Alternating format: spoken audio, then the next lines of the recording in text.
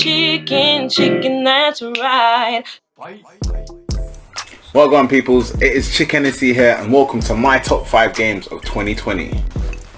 Okay, so top 5 games of 2020 and why, or in my opinion at least, why. I've got a game, I'm sure you heard of this year, a game that's created a lot of controversy, Cyberpunk 2077. Now, this fucking game, dude,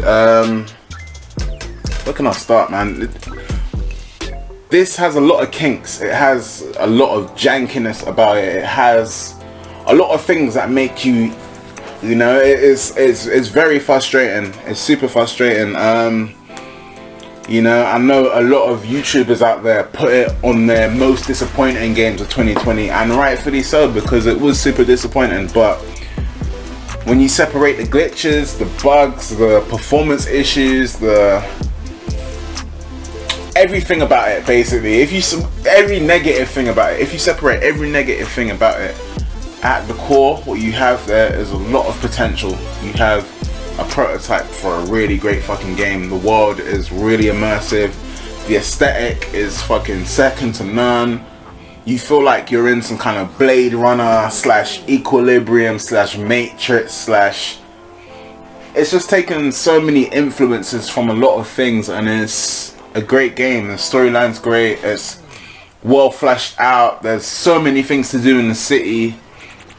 And whether you're like, I completed the main story fairly quick and I'm still doing a couple side missions, but there is a lot to do though. There is a lot to do. Sometimes it's kind of unclear, but it's just a whole world you can get lost in. You know, Night City, it definitely done its thing, man.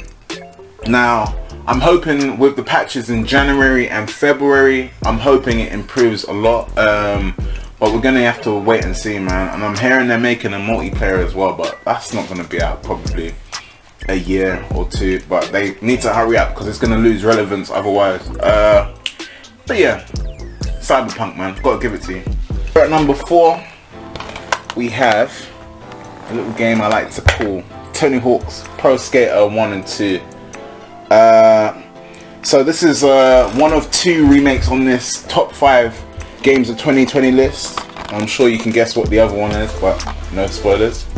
No spoilers. So, like a lot of gamers out there, I like my member berries. I like being taken to and reminded of a time that was less stressful, more happier, you know, time more simpler.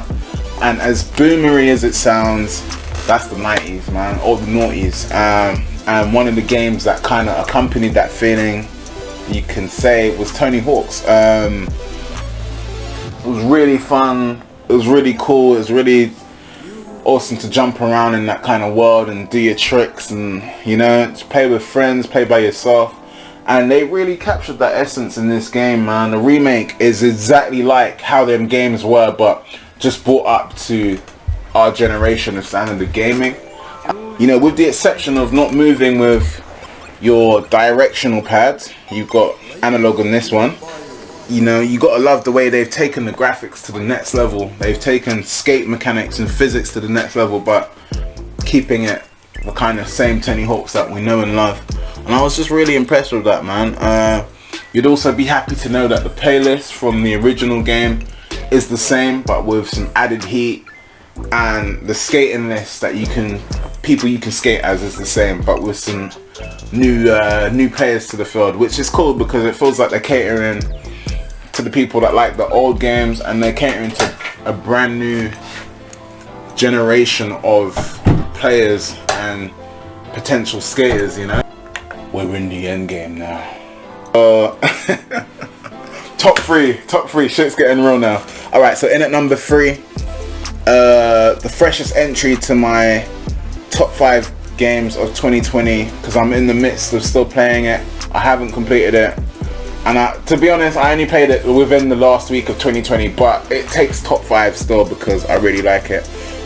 Persona 5 Royal. Now, I've never played a game that's so quirky and so charming, you know, like everything about it, the battle system, the feel, the story, the colors, the aesthetic is really good. It's really immersive, It's really addictive. I remember the other day I started at like 9 p.m. and I think I didn't finish until about 4 a.m. That's a serious session, man. Serious session. Especially, I think it was after work as well, so I was fucking tired. And you know, it's just crazy. You know, it's easily the type of game you can get lost in, especially if you're on the otaku side of life, you know. So as you can tell by the art style, this is a straight anime world kind of RPG game.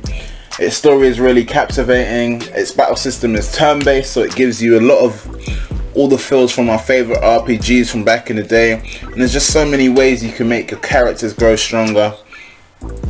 I'm actually new to the series, but it's really cool to just get involved. I didn't feel like an outsider coming into the game because it just of how it is. It doesn't matter if it's the 5th game in the series, you'll enjoy it. You'd enjoy it, especially if you're an anime fan. And I really like the turn-based kind of battle system. That was quite cool. It just reminded me of so much old school like Final Fantasy games, and you know, that was really fucking enjoyable. And this game is actually great for any RPGs out there. See what I did there with the RPGs or OGs? Not funny? Okay. Save those jokes. Yeah, anyways, we're getting close, guys. We're getting close. In at number 2, we have a beautiful game called Ghost of Tsushima. Man. This game was crazy, dude. It easily would have taken the number 1 spot if it wasn't for the number 1, which I'm not gonna spoil just yet. But let's see, the storyline had me on the edge of this fucking seat the whole time. The battle system is second to none. You can switch your stances. It's just crazy. Like I like, you know. And when you're not battling and when you're not fighting Mongols, you're doing stuff that's quite calming. So you're reciting haikus, you're following fox spirits, you're going to shrines and paying respects, and there's just so much to do in this kind of open world game. It feels like imagine if Assassin's Creed had a samurai baby. This would be it, to be honest. But I enjoyed it way more than any of the Assassin's Creed games. So you slowly build up the main character Jin to become the ultimate ghost. And you know, as if it wasn't good enough being the game that it was, they added new game pass and multiplayer, which is fucking crazy in itself. I would have happily paid X amount for that content, and they just gave it to us for free. Now that's what you call fan service. Fan service, no? Okay. No, but for real, they done a really good job on that. Sucker Punch, and I was really grateful to play that. That game really did it for me. You know, I think of myself as a little samurai. Where's my little? So big up to Ghost of Tsushima. Yeah, you really, you know, made me live out some samurai fantasies there. So I'm thankful to that. You almost got top number 1. You almost got it. But last and definitely not least is Final Fantasy VII Remake. Yes, guys. Yes. Man, this game... First of all, I gotta tell you about the old Final Fantasy VII. I remember playing it when I was in about primary school. To a young dude. And it was crazy, man. That shit changed my whole... It changed the way I thought about things as a person. It changed me as a creative. It changed the way I can even imagine things, you know. It changed my whole thought process because of how much I enjoyed this shit. And to have the remake brought to such a standard that you see in your head when you're a child, it's just, it's magical, man. Like, it's this game is the sole reason I even got into gaming this year and content creation, obviously apart from pandemic fucking up the world.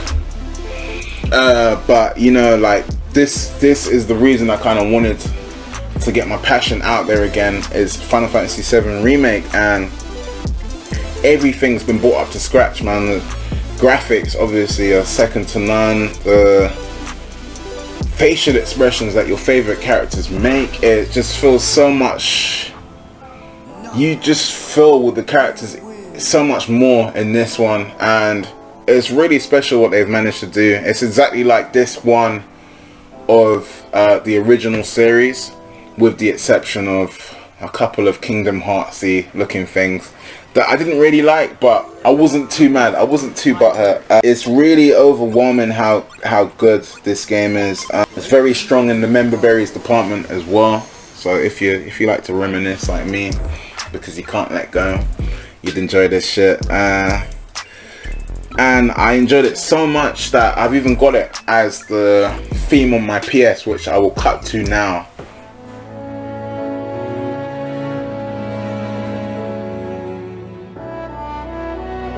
Hey man, the battle system's fucking sick.